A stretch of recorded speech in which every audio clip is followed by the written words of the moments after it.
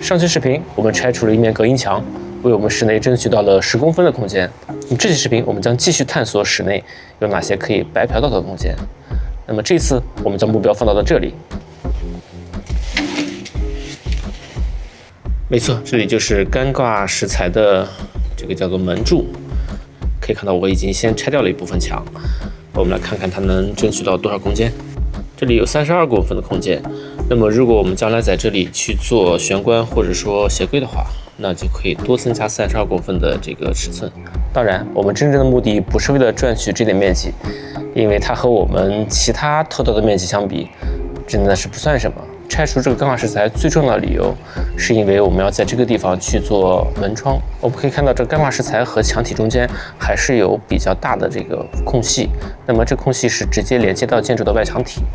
那么如果下雨的时候外墙体渗水，那这个水有可能会渗到室内来，所以我们需要把干挂石材拆除，将门窗直接封在这个墙体上，确保不会有这个雨水和湿气进入到室内。OK。开始行动。我们第一步会用到的工具非常简单，就是一把小刀。我要试着把这个石材中间的这个打的胶给割开来。它是一种比较耐候型的这个胶水，可能会有一定的硬度，但是我想小刀应该能把它破坏。我们来试一下。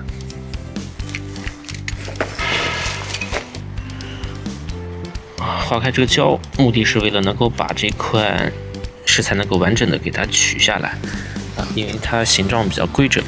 如果我们后面在做这个干挂石材拆除的时候，如果有哪个地方有破损的话，可能还能利用这些完整的这个石块来去做修补。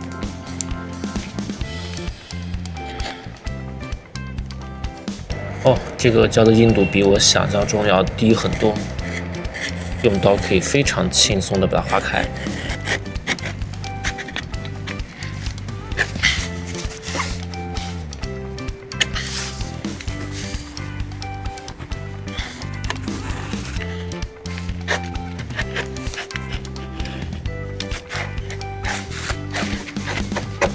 这里有几个螺栓，把这个石材固定在钢架上，所以把它先拆下来。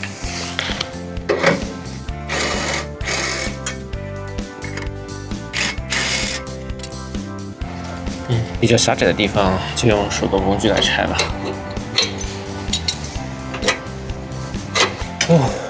这块还是挺顽固的，没想到胶割完之后，它还是没法轻易的下来。我决定暴力尝试一下。这块如果不小心拆坏了，应该也没有太大问题。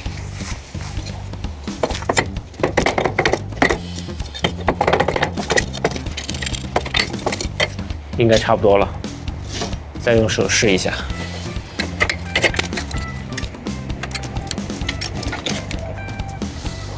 成了。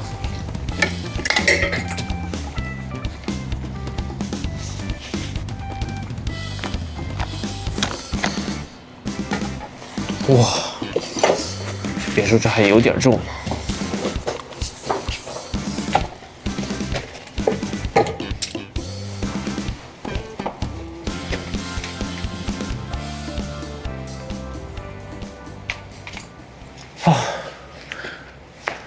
第一块是最难的，因为你要去拿捏它的这个尺度，太用力的话怕整个崩碎，太轻的话也拆不下来。不过第一个拆完之后，大概就知道这个牢固度在哪儿了，而且我们可以更清楚的看到，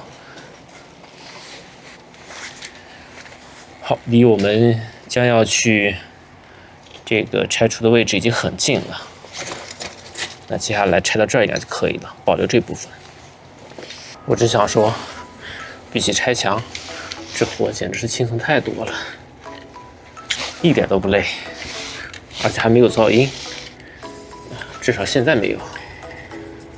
这就意味着，待会儿在午休时间，我们可以继续去做这个操作，而不会影响到邻居。等到需要用到一些带噪音的工具的时候，我们在下午的时候再一次性完成。太棒了！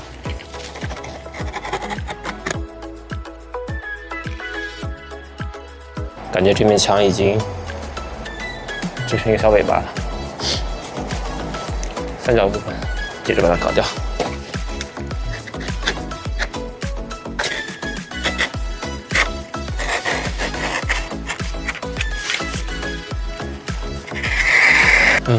这里大概又要暴力破解了，有一根钢筋的固定件，正好是在这儿，浇在这个混凝土里边，所以这里有可能会被破坏。希望不要破坏到旁边的地方。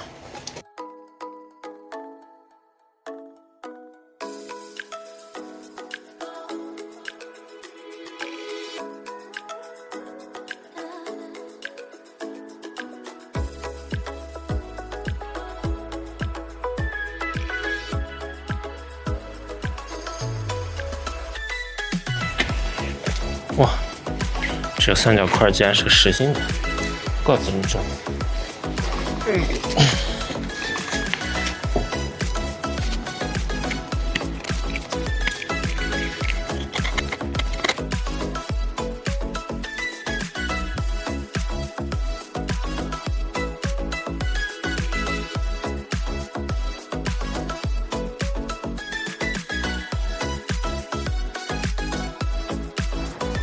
好了，这就是我们接下来要去这个装门窗的这个地方。封门窗直接封在这个墙上面，这样的话，这个把所有的这个雨水和湿气堵在这外面，不让它进到室内。可是目前还有一个问题，就是底座下面还会有一些这个完整的石材，那就需要我们用到第二工具了。第二工具，切割类的。